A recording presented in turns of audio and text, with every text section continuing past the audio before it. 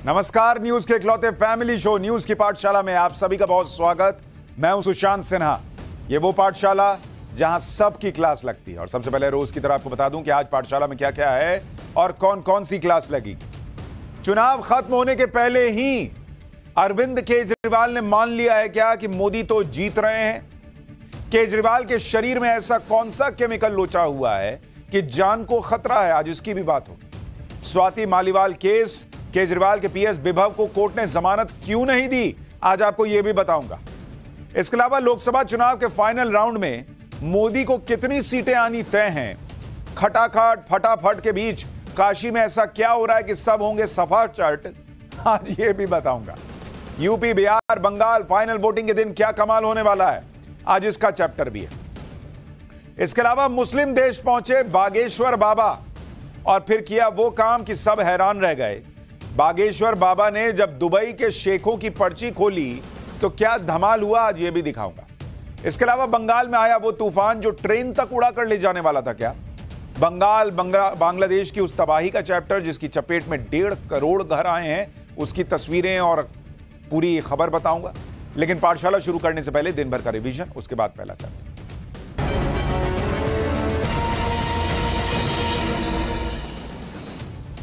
Karnataka sex scandal के मुख्य आरोपी और जेडीएस के सांसद प्रज्वल रेवन्ना ने एक वीडियो संदेश भेजा है जिसमें उन्होंने 31 मई को एसआईटी के सामने पेश होने की बात कही है। असल में मामला सामने आने के बाद प्रज्वल रेवन्ना विदेश चला गया था, जिसके बाद कर्नाटक सरकार ने केंद्र सरकार से प्रज्वल का डिप्लोमेटिक पासपोर्ट रद्द करने की मांग की थी। पुणे के बाद अब राजधानी दिल्ली के पास नोएडा में हिट एंड रन का केस सामने आया है। नोएडा के सेक्टर 24 में एक तेज रफ्तार ऑडी कार ने एक बुजुर्ग को टक्कर मार दी। टक्कर इतनी जबरदस्त थी कि बुजुर्ग हवा में उछलकर कई फीट दूर जाकर गिरे, जिसकी वजह से बुजुर्ग की मौत हो गई, जबकि कार सवार फरार हो गया। सीसीटीवी फुटेज की मदद से पुलिस टक्कर मारने वाली कार और उसके ड्राइवर की तलाश में जुटी।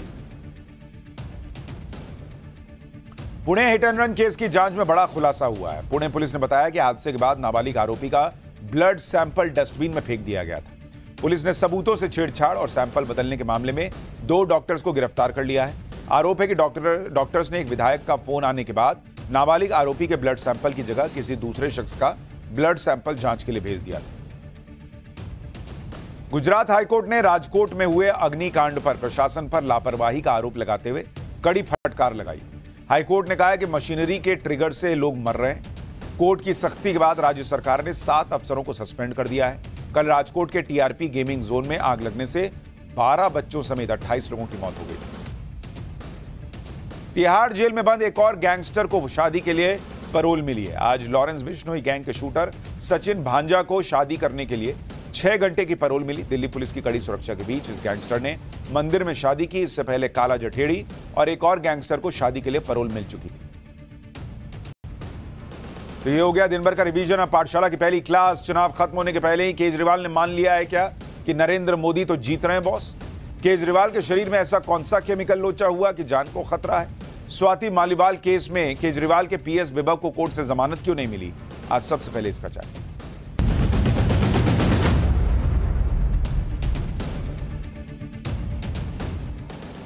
लोकसभा चुनाव 2024 का मात्र आखिरी राउंड बचा हुआ है। 7 दिन बाद रिजल्ट आने वाला है। लोग बात कर रहे हैं कि इस बार इलेक्शन का रिजल्ट क्या होगा, लेकिन यहां तो नेता रिजल्ट से पहले ही सरेंडर मोड में दिख रहे हैं। और शुरुआत सरेंडर मोड में जाने की अरविंद केजरीवाल ने कर भी दी है, क्योंकि जो अरविंद केजरीवाल पब्लिक में यह कह रहे थे और पब्लिक से यह कह रहे थे कि उनके लिए बटन दबाओगे तो उन्हें फिर से जेल नहीं जाना पड़ेगा, वही केजरीवाल फिर से सुप्रीम कोर्ट गए और क्या बोल रहे हैं भाई, सुप्रीम कोर्ट जाकर कह रहे हैं कि उन्हें कुछ समय के लिए फिर से जेल न भेजा जाए। अब यह बात तो वही कहेगा जिसे कॉन्फिडेंस नहीं होगा कि उसकी सरकार बन भी सकती है, क्योंकि केजरीवाल तो पब्लिक के बीच बोल चुके हैं कि इधर आप बटन दबाएंगे केजरीवाल के लिए, उधर इंडी गठबंधन की सरकार का रिजल्ट आएगा और केजरीवाल को जेल जाना ही नहीं होगा। अब केजरीवाल को अगर लग रहा है कि उनको जेल जाना होगा और वो सुप्रीम कोर्ट गए हैं कि हमको मत भेजिए सर, जेल मत भेजिए, तो इसका मतलब लोगों ने बटन उनके लिए नहीं दबाया। उनको लग रहा है कि जेल जाना होगा और जेल जाना होगा, इसका मतलब मोदी जीत रहे हैं। केजरीवाल अब तक यही कह रहे थे कि 4 जून के बाद अगर इंडी गठबंधन की सरकार बन गई तो फिर उन्हें जेल नहीं जाना पड़ेगा। लेकिन अभी का स्टेटस यह है कि अरविंद केजरीवाल 1 जून तक के लिए जेल से बाहर है। फिर सुप्रीम कोर्ट के आदेश के मुताबिक 2 जून को उनको सरेंडर करके जेल जाना है। लेकिन केजरीवाल ने अब कोर्ट में नई अर्जी लगा दी है और सरेंडर के लिए 9 जून तक का टाइम मांग लिया है। सुनिए केजरीवाल ने जेल न जाने पर क्या कहा था, फिर आपको बताऊंगा कि केजरीवाल ने ऐसी क्या इमरजेंसी बताई जिसके लिए उन्हें जेल में सरेंडर करने के लिए 7 और दिन चाहिए। 2 तारीख को मेरे को वापस जाना है। 4 तारीख के नतीजे में जेल से देख रहा हूंगा। अगर आपने मेहनत की और अगर इंडिया का गठबंधन जीत गया तो मैं 5 तारीख को वापस आ जाऊंगा, और अगर आपकी मेहनत में कमजोरी रह गई तो फिर देखो कब मिलेंगे। अब ये अरविंद केजरीवाल खुद कह चुके हैं कि 4 तारीख को अगर इंडी गठबंधन जीतेगा तो वो 5 तारीख को बाहर आ जाएंगे। अब जब 5 को बाहर आ ही रहे हैं तो सुप्रीम कोर्ट के पास क्यों गए हैं कि मुझे 9 तारीख तक जेल में मत भेजिए? इसका मतलब 5 को नहीं आ रहे हैं बाहर बॉस। इसका मतलब इनको समझ में आ गया है कि 4 तारीख को क्या होने वाला है। अब केजरीवाल ने जेल न जाने के लिए सुप्रीम कोर्ट से 7 दिन का और टाइम मांग लिया है, और यह टाइम केजरीवाल ने अपनी सेहत का हवाला देकर मांगा है।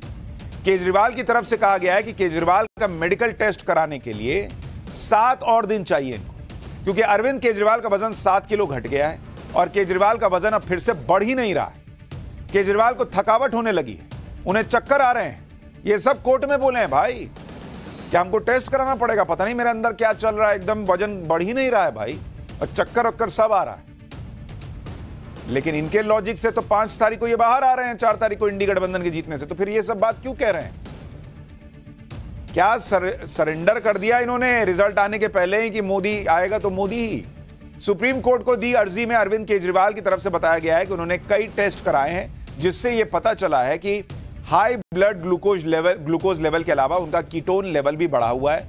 उन्हें किडनी से जुड़ी समस्या या किडनी डैमेज होने का खतरा है। यह टेस्ट संत परमानंद अस्पताल में 20 मई को कराया गया था। चुनाव प्रचार में बिजी होने की वजह से अरविंद केजरीवाल ने 25 मई को सीएम आवास पर एक प्राइवेट हॉस्पिटल के सीनियर डॉक्टर से चेकअप करा लिया। डॉक्टर ने बताया कि अचानक से वजन गिरना और फिर से वजन न बढ़ने की कई वजह हो सकती हैं, जिसमें से कुछ वजह जानलेवा भी हो सकती है। सीनियर डॉक्टर ने अरविंद केजरीवाल को फुल बॉडी चेकअप कराने के लिए कहा है। इन टेस्ट में होल बॉडी पेट सीटी और हॉल्टर मॉनिटर टेस्ट भी शामिल है। ये टेस्ट क्या होते हैं ये आपको आगे बताऊंगा, लेकिन एक बार सुनिए अरविंद केजरीवाल की नई याचिका पर आम आदमी पार्टी ने क्या बताया है, फिर बताता हूं कि क्यों केजरीवाल को यह सब मेडिकल टेस्ट करवाने के लिए 7 जून तक का टाइम चाहिए। तुरंत ये सब टेस्ट क्यों नहीं करवा लेते केजरीवाल? जब अरविंद केजरीवाल जी ईडी की कस्टडी में थे, जुडिशियल कस्टडी में थे, तो उनका 7 किलो वज़न घटा था। जब वो बाहर भी आए हैं तो डॉक्टर्स की जांच के बाद इसका अभी कारण समझ में नहीं आया है, ना ही वो वज़न फिर से उनका बढ़ा है। डॉक्टर्स ने जब टेस्ट कराए तो उनके कीटोन लेवल्स बहुत हाई निकले हैं। ये unexplained weight loss, sudden weight loss, ketones level का हाई होना किसी सीरियस बीमारी का इंडिकेटर हो सकता है, जिसमें किडनी की सीरियस प्रॉब्लम्स, यहाँ तक कि कैंसर जैसी बीमारी भी हो सकती है। तो डॉक्टर ने सजेस्ट किया है, मैक्स के डॉक्टर्स ने मुख्यमंत्री के चेकअप किए थे और उन्होंने एक एक्सटेंसिव हेल्थ चेकअप के लिए सजेशन दिया है। ये चेकअप इसलिए भी अभी इमीडिएटली ज़रूरी है क्योंकि जो ये सीरियस बीमारियां होती हैं उनका अर्ली डिटेक्शन बहुत इम्पॉर्टेंट होता है।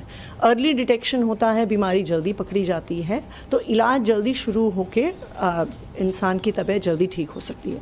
लेट डिटेक्शन होता है तो बीमारी आगे की स्टेजेस पर प्रोग्रेस कर सकती है। दुनिया को कहते हैं कि इतना जबरदस्त मोहल्ला क्लिनिक बना दिया है, इतना जबरदस्त सरकारी अस्पताल का सिस्टम दिल्ली में कर दिया है कि वर्ल्ड क्लास सिस्टम है, और खुद मैक्स में चेकअप करा रहे हैं। खुद मोहल्ला क्लिनिक में नहीं गए, खुद सरकारी अस्पताल में भी नहीं गए, मोहल्ला क्लिनिक में भी नहीं गए, मैक्स में जाके चेकअप कराया। मैक्स के डॉक्टर ने किया, खुद बोल रही है भाई। तो इतना बढ़िया सिस्टम है तो उन्हीं लोगों से कराना था।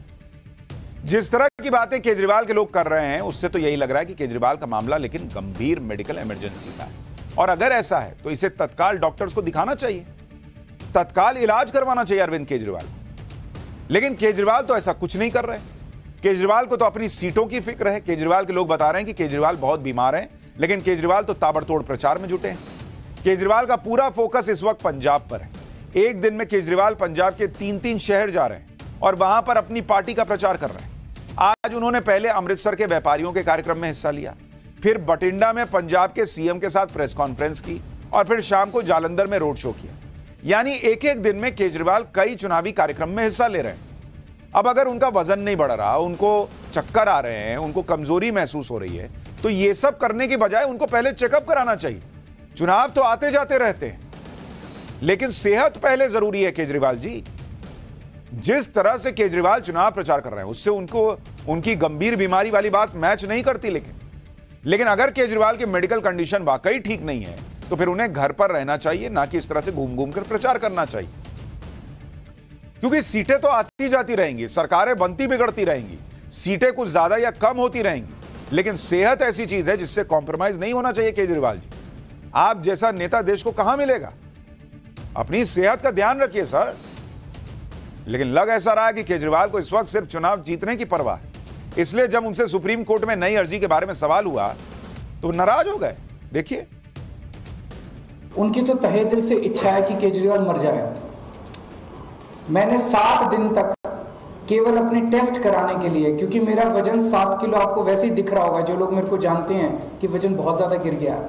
7 किलो वजन अगर किसी व्यक्ति का 1 महीने में गिर जाए बिना किसी कारण के, तो ये बहुत सीरियस प्रॉब्लम होती है। तो डॉक्टर्स ने कहा है, बहुत सारे टेस्ट्स लिखे हैं, एक ही हफ्ता मैंने मांगा है कि 1 हफ्ते के अंदर मैं अपने सारे टेस्ट करा लूंगा। ऐसा हो सकता है अनएक्सप्लेन्ड वे अंदर चल रही हो और पता ना चले, और बाद में फेज 2 फेज 3 में पहुंच जाए बीमारी, जब बहुत लेट ना हो जाए। तो डॉक्टर्स ने कहा है कि ये सारे अगर टेस्ट हो गए तो कम से कम पता चल जाएगा कि अंदर कुछ सीरियस नहीं ना।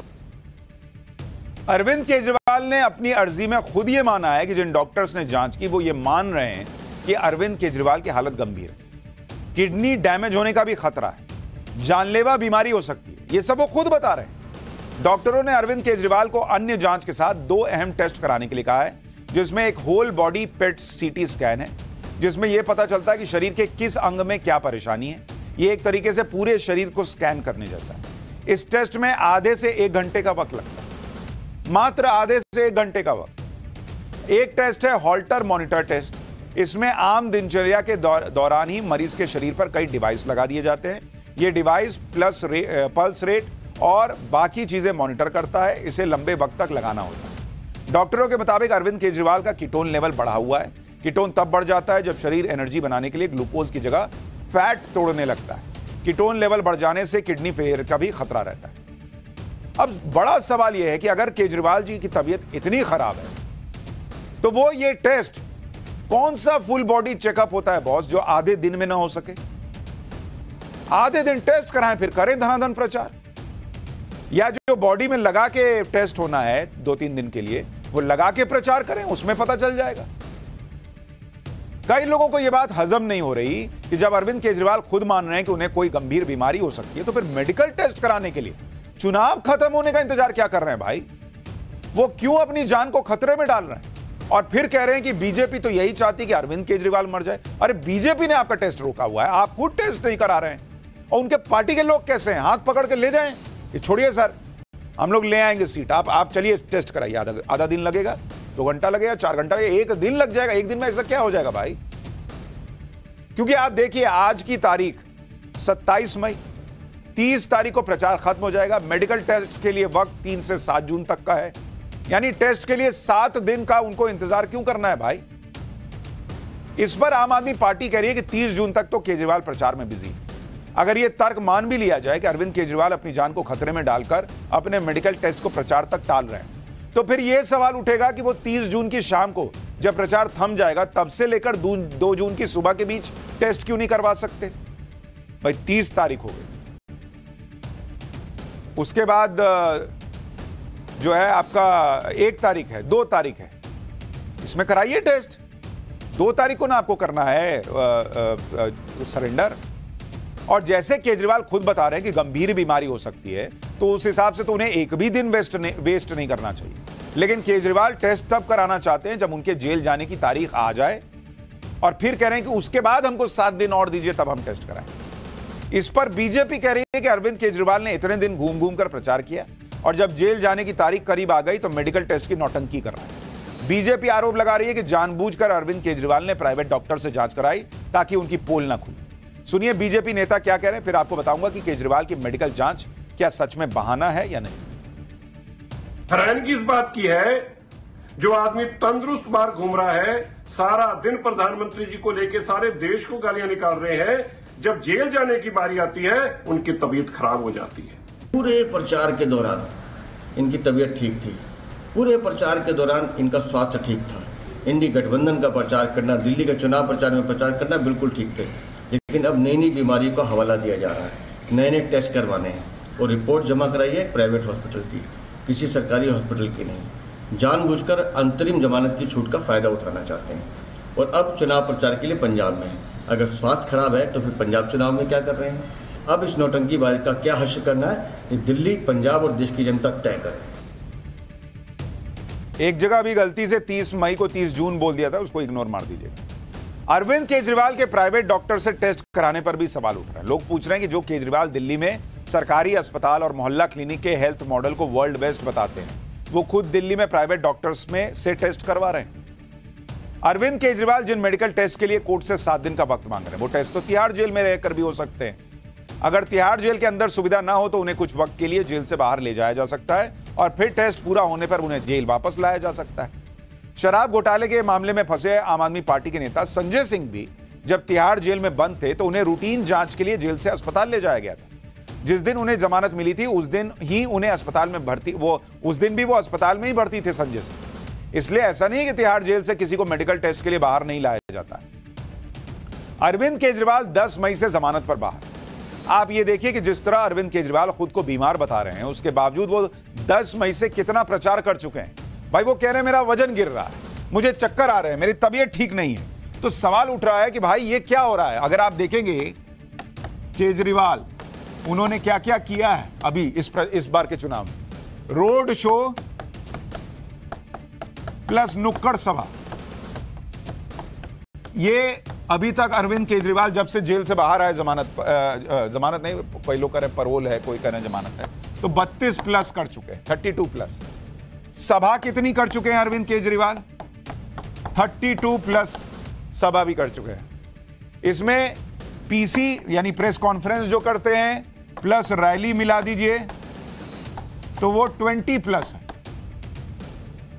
इसके अलावा इंटरव्यू 12 इंटरव्यू दे चुके हैं, 12। इसके अलावा महाराष्ट्र, उत्तर प्रदेश, हरियाणा, पंजाब, झारखंड का दौरा कर चुके हैं। अब सवाल उठ रहे हैं कि भाई जो आदमी इतना चक्कर खा के, चक्कर आ रहा है, जिसको तबीयत खराब हो रही है, वजन नहीं बढ़ रहा है, इतना लोड क्यों ले रहे हैं भाई चुनाव का?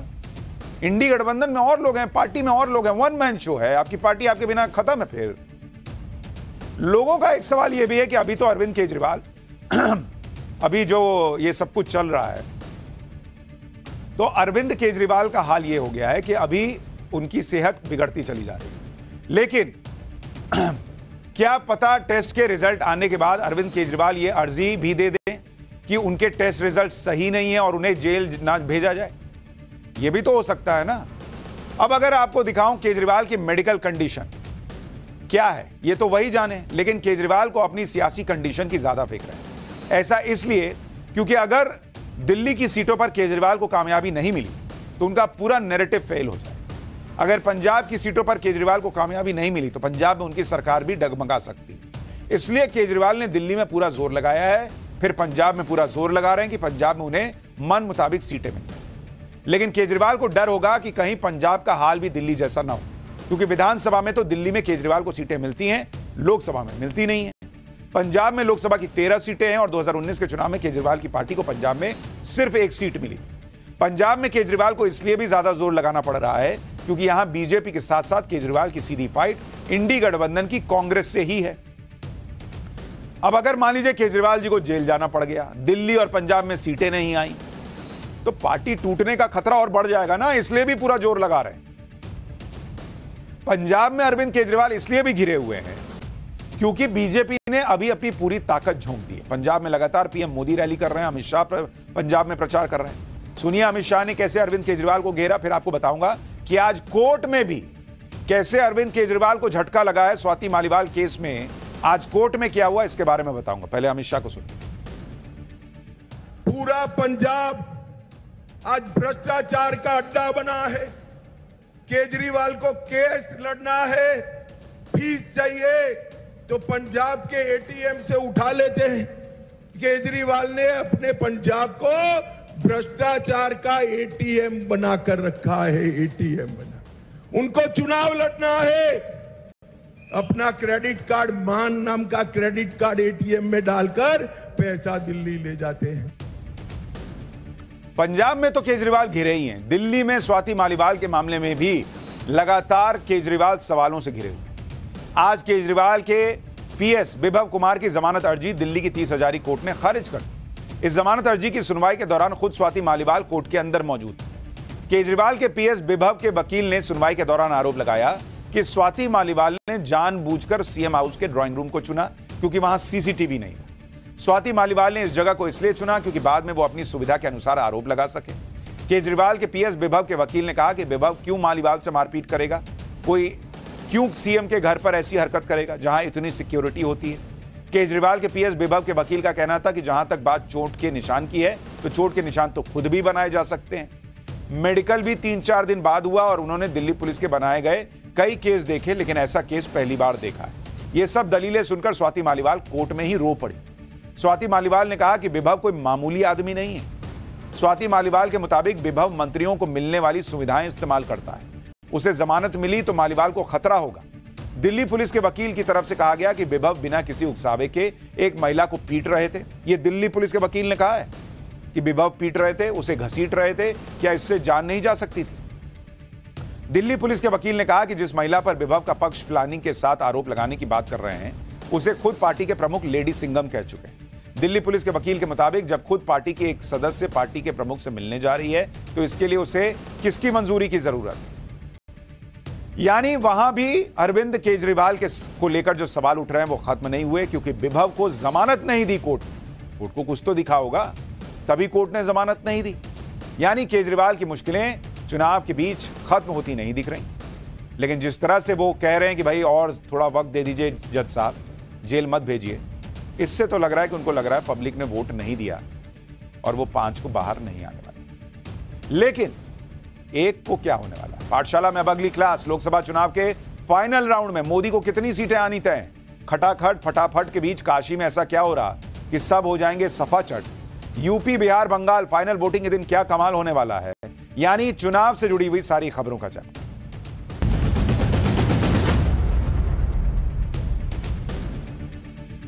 लोकसभा चुनाव का फाइनल राउंड बचा हुआ है और अब 4 जून से पहले सभी यही बातें कर रहे हैं कि 4 जून को रिजल्ट कैसा आएगा। बीजेपी का नारा तो 400 पार का पहले दिन से है, लेकिन इंडी गठबंधन के नेता अब 4 जून को लेकर फटाफट खटाखट बयान दे रहे हैं। अगर आप दोनों तरफ के दावों को देखें तो राहुल गांधी कह रहे हैं कि 4 जून के बाद जनता के मजे ही मजे हैं, लोगों के खाते में खटाखट पैसा आएगा। यह राहुल गांधी दावा कर रहे हैं। वहीं पीएम मोदी कह रहे हैं कि पंजा और साइकिल के सपने टूट के बिखर जाएंगे, खटाखट खटाखट। अमित शाह कह रहे हैं कि केजरीवाल जेल जाएंगे और राहुल विदेश जाएंगे। अखिलेश यादव कह रहे हैं कि 4 जून हमारे लिए खुशियों का दिन होगा। हिमंता बिस्वा शर्मा कह रहे हैं कि तेजस्वी गाने की बहुत प्रैक्टिस किए हैं जो 4 जून के बाद काम आएगी। प्रधानमंत्री मोदी कह रहे हैं कि 4 जून के बाद इंडी गठबंधन खटाखट टूट जाएगा। यानी हर कोई 4 तारीख को लेकर अपने अपने दावे कर रहा है। प्रचार का पूरा नैरेटिव खटाखट फटाफट सफाचट पर आ गया। इंडी गठबंधन जिस तरह से अटैक करता है, पीएम मोदी की तरफ से वैसा ही जवाब भी आता है। एक बार सुनिए ये खटाखट फटाफट टकाटक वाली बयानबाजी, फिर आपको पीएम मोदी के संसदीय क्षेत्र वाराणसी का माहौल बताता हूं, जहां आखिरी फेज के चुनाव का सेंटर पॉइंट बन गया है। वाराणसी में क्या चल रहा है वो भी दिखाऊंगा, लेकिन पहले जरा खटाखट ये देख लीजिए। खटाखट खटाखट खटाखट, क्या मोदी जी को रास्ता दिखा दे? खटाखट खटाखट खटाखट। आप लोगों से हम इतना कहेंगे, मिजाज रखिए टनाटन टनाटन टनाटन। अरे मिजाज बांधू टनाटन टनाटन टनाटन। नौकरी मिलेगा फटाफट फटाफट फटाफट। बहनों के खाते में लाख रुपया जाएगा खटाखट खटाखट खटाखट। अब बीजेपी हो जाएगा सफाचट सफाचट सफाचट। 4 जून को 400 से ज्यादा सीट आनी है और 1 जून को केजरीवाल जी को जेल जाना है और 6 जून को राहुल बाबा वैकेशन पर बैंकॉक जा रहे हैं। जुलाई में देखेंगे 8,500 रुपए, अगस्त में 8,500, सितंबर, अक्टूबर, नवंबर, दिसंबर खटाखट खटाखट खटाखट खटाखट 8,500। क्योंकि 4 जून के बाद मोदी सरकार तो बनेगी ही बनेगी और भी बहुत कुछ होगा। बताओ क्या होगा? ये इंडी गठबंधन टूट करके बिखर जाएगा, खटाखट खटाखट। चाहे वो लखनऊ वाले शहजादे हो या दिल्ली वाले, ये शहजादे गर्मी की छुट्टियों पर विदेश निकल जाएंगे, खटाखट खटाखट। खटाखट, फटाफट, टकाटक, जो भी हो, लेकिन 4 जून को टाइम्स नाउ नव भारत पर नतीजे भी आपको सबसे तेज खटाखट खटाखट पता चले। तो 4 जून को सुबह 6 बजे से यहां बैठ जाना है। आखिरी चरण के मतदान में अब पूरा फोकस वाराणसी में शिफ्ट हो गया है। पूरे लोकसभा चुनाव में सबसे वीआईपी सीट वाराणसी ही तो है, क्योंकि यहां से पीएम मोदी चुनाव लड़ रहे हैं। इस बार पीएम मोदी को रिकॉर्ड तोड़ जीत दिलाने के लिए बीजेपी ने पूरी ताकत भी लगा दी। बीजेपी के तमाम बड़े नेता आज की डेट में वाराणसी पहुंचे हुए हैं, जिनमें अमित शाह शामिल हैं। अमित शाह वाराणसी, जेपी नड्डा वाराणसी, विदेश मंत्री जयशंकर वाराणसी, यूपी के सीएम योगी आदित्यनाथ वाराणसी में, ब्रिजेश पाठक वाराणसी, अरुण गोविल वाराणसी, यूपी के 6 मंत्री वाराणसी में, यानी कुल 20 से ज्यादा मंत्री वगैरह पहुंचे हुए हैं इस वक्त वाराणसी। वाराणसी ऐसी सीट है जहां से पूरे पूर्वांचल को साधा जाता है। इसके अलावा वाराणसी में इस बार पीएम मोदी की जीत का मार्जिन 10 लाख का करने का भी टारगेट है। वाराणसी में इस वक्त अलग ही माहौल है। वाराणसी आने वाले और वहां के स्थानीय लोग क्या कह रहे हैं वो सुनिए, फिर बताता हूं कि वाराणसी से कैसे पूरे पूर्वांचल का गेम सेट हो गया। चुनाव एक फॉर्मेलिटी है, औपचारिकता है। चुनाव तो मोदी जी जीत चुके हैं। बीजेपी की सरकार बनेगी, लगभग 370 के आसपास सीटें आएंगी मोदी सरकार की। पूरे देश में एक लहर चली हुई है बीजेपी की, और काम भी किए हैं। मैंने बनारस को पहले भी देखा, आज भी देखा, उसमें दिन रात का अंतर है। काफी बदलाव लग रहा है कि पहले तो यूँ सुनने में आता था कि भाई बहुत गंदगी है गंगा में, ये है। मोदी जी ने बहुत अच्छा काम किया। 100% मोदी जी आएगी, 100% 400 के पार आएगी। आप कहाँ से हैं? कनाडा से आया हूँ, मॉन्ट्रियल। पर मुझे अभी लगता है कि मैंने गलती किया देश छोड़ के। देश वापस आना चाहिए। देश बहुत तरक्की किया है, चारों तरफ डेवलपमेंट ही दिख रहा है। कितना बदला है बनारस? बहुत बदल गया है। बहुत सब बदल गया है। क्या क्या बदला है? बहुत घाट सब साफ सफाई हो गया है। लग रहा है कि अपना मोदी सरकार फिर से आने वाला है। हम तो खुश हैं क्योंकि हम देख रहे हैं बनारस को अपने आंखों से बदलता हुआ देखा मैंने। और देखा इसलिए क्योंकि जब मैं ऑटो चलाता था वाराणसी के अंदर में, यहाँ का सड़कें, यहाँ का कहीं भी घुसना हो तो अंदर कोई गली के अंदर ट्रक नहीं घुस पाता था, क्योंकि जो बिजली का खंभा है, तार है, वो सब पहले बहुत बिगड़ा हुआ था। उसमें काम हुआ, नाला सीवर का काम हुआ, घर घर पानी पहुंचा है। पहले भी पानी का सुविधा था, लेकिन उसको और अच्छे तरीके से काम किया गया है।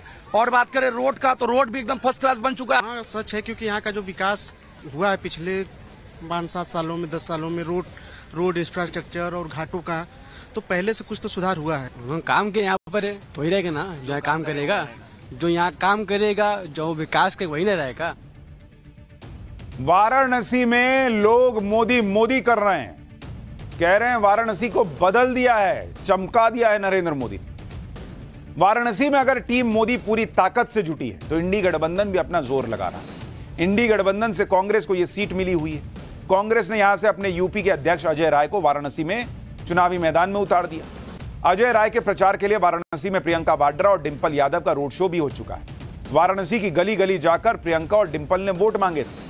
अब कल राहुल गांधी और अखिलेश यादव भी वाराणसी में रैली करने वाले हैं। वाराणसी में पीएम मोदी के सामने चुनाव लड़ रहे कांग्रेस के कैंडिडेट अजय राय क्या कह रहे हैं, जरा एक बार वो भी सुनिए, फिर आपको फाइनल फेज में पहुंच चुकी यूपी की लड़ाई के बारे में विस्तार से बताता हूं। देखिए, जब प्रधानमंत्री जी ने अगर इतना काम किया होता, इतना विकास किया होता, तो इतना दौड़ने की आवश्यकता क्या है इनको? गली गली दौड़ रहे हैं। कोई गली ऐसी नहीं है जहां भाजपा के नेता और मंत्री, जयशंकर प्रसाद मैं सुना भी आग बैठे हैं, क्या ना, एस जयशंकर, वो गली गली घूम रहे हैं। विदेश मंत्री, आपको बाहर काम करना चाहिए, आप यहाँ घूम रहे हैं। ये विदेश मंत्री का काम है क्या? ये गली गली स्कूल में, कॉलेजेस में, क्लब्स में घूम के मोदी जी का प्रचार कर रहे हैं। ठीक है, इससे साबित होता है कि पूरी तरीके से भारतीय जनता पार्टी यहाँ पूरी तरीके से फंस गई है मोदी की सीट और हार रहे हैं मोदी। वाराणसी का रिजल्ट क्या होगा ये तो क्लियर है। वहां सवाल इसी बात का है कि पीएम मोदी की जीत का अंतर कितना बड़ा हो। ये लोग इसी भ्रम में रह जाते हैं कि ये लोग लगाए, वो लोग लगाए, इतनी ताकत लगा रहे हैं। वो ताकत जीत हार के लिए नहीं है। पब्लिक कह रही है कि जीत हार के लिए नहीं है बॉस, ये नरेंद्र मोदी का मार्जिन जीत का कितना ऊपर करना है उसके लिए पूरी ऊर्जा लग रही है। लेकिन वाराणसी में इस माहौल के बीच सवाल यूपी में फाइनल फेज की सभी 13 सीटों का भी है, क्योंकि वाराणसी में जो कुछ भी होता है उसका असर सभी सीटों पर दिखता है। इन 13 सीटों में वाराणसी तो है ही, इसके अलावा गोरखपुर शामिल है, महाराजगंज, देवरिया, रॉबर्ट्सगंज, बलिया, गाजीपुर, चंदौली, सलेमपुर, मिर्जापुर और कुशीनगर के अलावा घोसी और बांसगांव की सीट भी है। सिर्फ वाराणसी ही नहीं, वाराणसी के साथ इन सभी 13 सीटों पर बीजेपी ने पूरी ताकत लगा दी। सीएम योगी ने खुद मोर्चा संभाला हुआ है। सोनभद्र में एक रैली में योगी आदित्यनाथ ने यूपी के माफियाओं को कड़ा संदेश दिया। सुनिए योगी आदित्यनाथ को, फिर बताता हूं कि पूर्वांचल की 13 सीटों का गणित क्या बता रहा है। जितने बड़े माफिया थे उनके संपत्ति को वापस ले रहे हैं, माफिया को मिट्टी में मिला रहे हैं और उनके द्वारा गरीबों की संपत्ति पर जो कब्जा किया गया है उस संपत्ति पर आज गरीबों के लिए आवास बन रहे हैं, हाई राइज बिल्डिंग बन रही है। पहले माफिया भगाता था पुलिस को भी, बेटी को भी और व्यापारी को भी, और आज माफिया गले में तख्ती लटका के घूमता, कहता साहब जान बख्श दो एक बार बस। हमने कहा नहीं, तुम गरीबों के शोषक हो, तुम्हारा वही हाल होगा जिसके तुम हकदार हो। पिछली बार पूर्वांचल में विपक्ष ने कुछ सीटें निकाल ली थी क्योंकि समाजवादी पार्टी और बीएसपी का गठबंधन था, लेकिन इस बार तो यह गठबंधन भी नहीं है, तो बीजेपी के लिए रास्ता बिल्कुल क्लियर बताया जा रहा है। फाइनल फेज की 13 सीटों में 2019 के अगर आप नतीजे देखेंगे, जिन 13 यूपी की 13 सीटों पर फाइनल फेज में वोटिंग होनी है, यूपी 13 सीट, इनमें पिछली बार 2019 में क्या हुआ था जरा इसको समझ लीजिए तो आपको पता चलेगा कि इस बार क्या स्थिति है। यह पूर्वांचल की 13 सीटें, इनमें एनडीए को पिछली बार 11 सीट जीती थी और बीएसपी जो है उसके खाते में 2 सीट आई थी, 2 सीट घोसी और गाजीपुर की, यानी कांग्रेस को यहां 1 सीट नहीं आई थी। अगर आप ये देख लें तो आपको अपने आप में समझ में आ जाएगा कि जब बीएसपी सपा का गठबंधन 2 सीट जीत पाया तो इस बार गठबंधन नहीं होने पर क्या स्थिति होगी।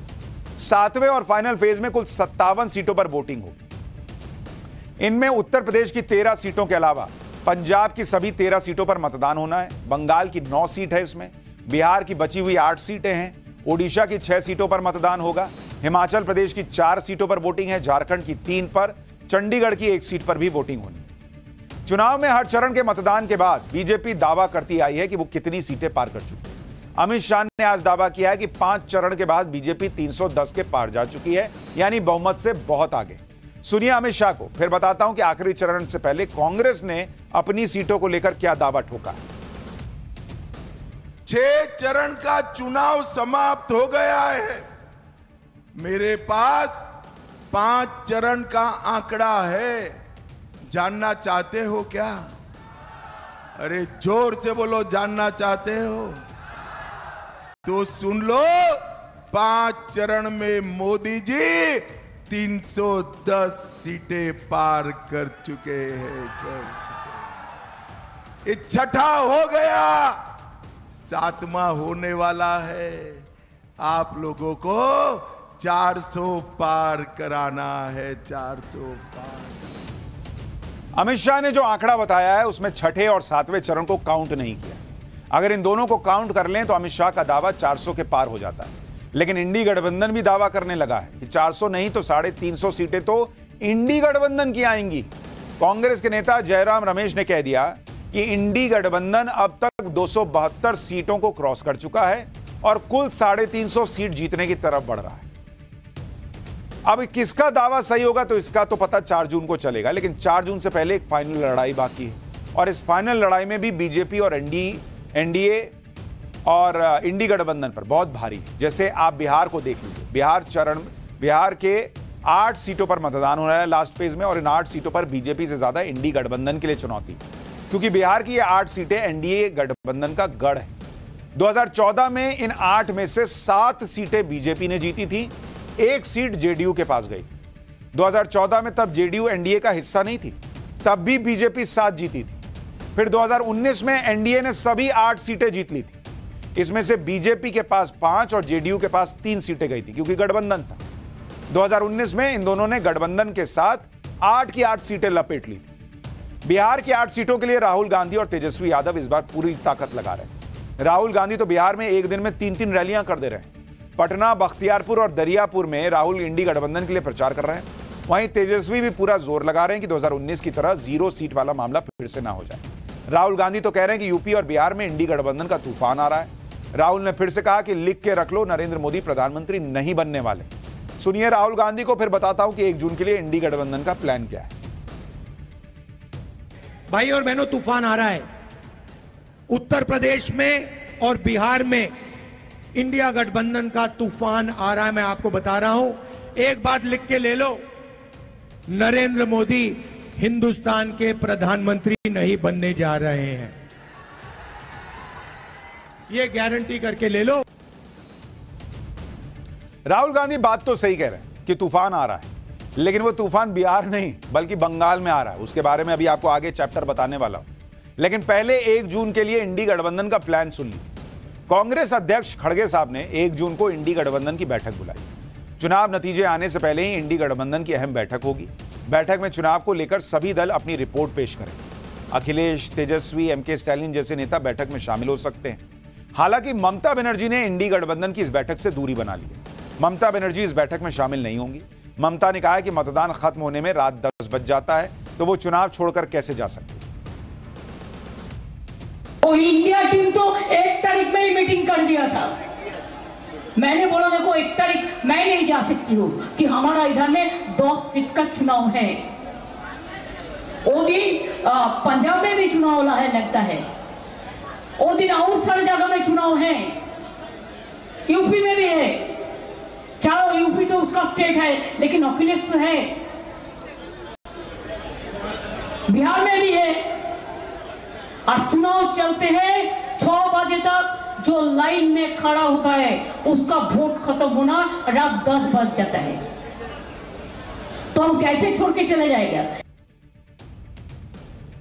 अब आप देखिए कि 1 जून को फाइनल फेज का मतदान होगा और उसी दिन एग्जिट पोल भी आएंगे, यानी 1 जून को ही संकेत मिल जाएगा कि चुनाव नतीजे किस दिशा में जाने वाले हैं। अगर इंडी गठबंधन के पक्ष में मामला नहीं बनेगा तो फिर मीटिंग में यही बातें होंगी कि नतीजे पक्ष में न आने पर क्या किया जाए, किसे ब्लेम किया जाए, ईवीएम की चीड़फाड़ कैसे होनी है, ईवीएम का रोना कैसे रोना, ये सब चीजें स्ट्रैटेजी बन सकती है वगैरह वगैरह। या हो सकता है कि ये तय हो कि जीत गए तो किसको प्राइम मिनिस्टर बनाना है, हो सकता है कुछ भी। पाठशाला में उस तूफान का चैप्टर जो ट्रेन तक को उड़ाकर ले जाने वाला था, क्या बंगाल और बांग्लादेश की उस तबाही का चैप्टर जिसकी चपेट में 1.5 करोड़ घर आ गए।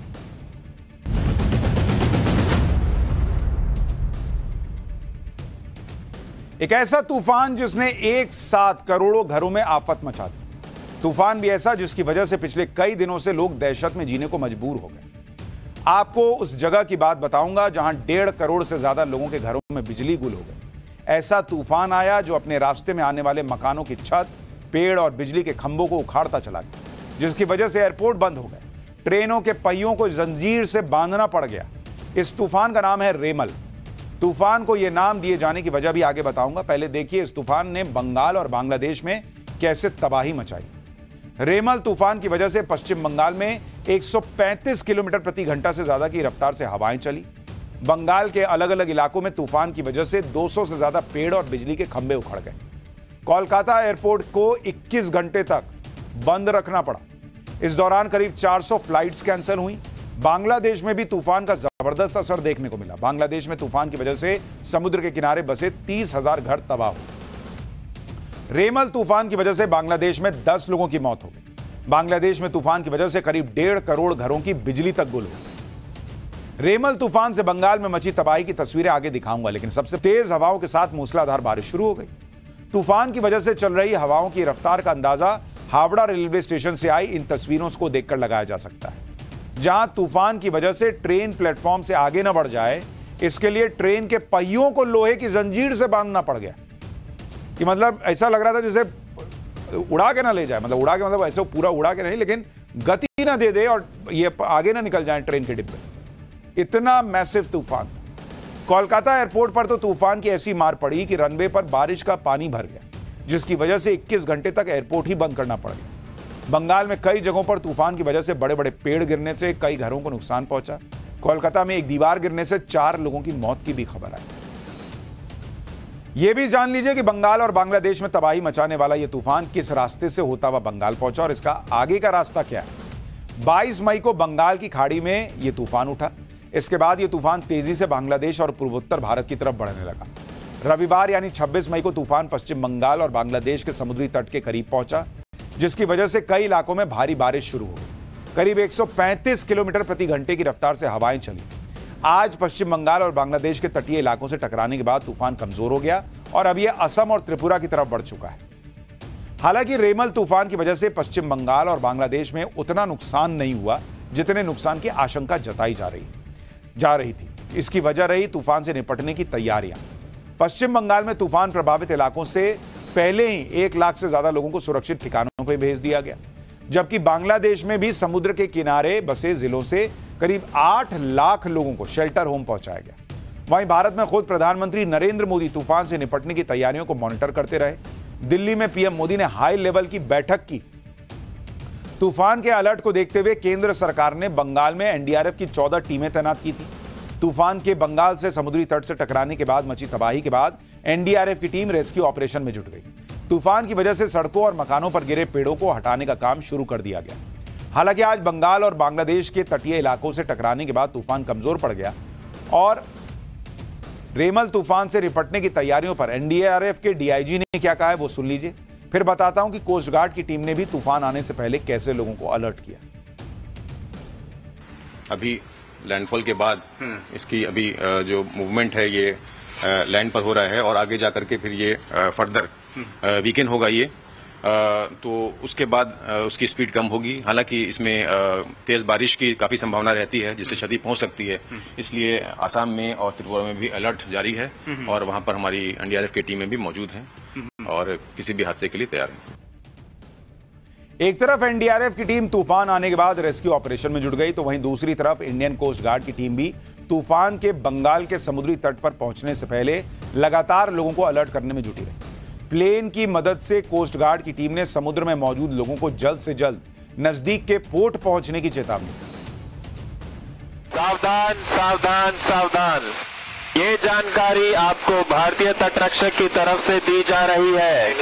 समुद्र में तूफान आ रहा है, आपसे अनुरोध है कि आप नजदीकी बंदरगाह की तरफ चले जाएं। सावधान सावधान सावधान। तो वहां लोगों को सावधान पहले से किया गया, जिसकी वजह से तूफान तो आया लेकिन लोगों की जिंदगी में तूफान नहीं आया। एक छोटा सा ब्रेक ले रहे हैं। ब्रेक के बाद उस परिवार के बाद जिसकी जिंदगी में तूफान आया, पुणे का हिट एंड रन केस, उस मामले में एक बड़ी खबर आ रही है। एक छोटे से ब्रेक के बाद बताऊं।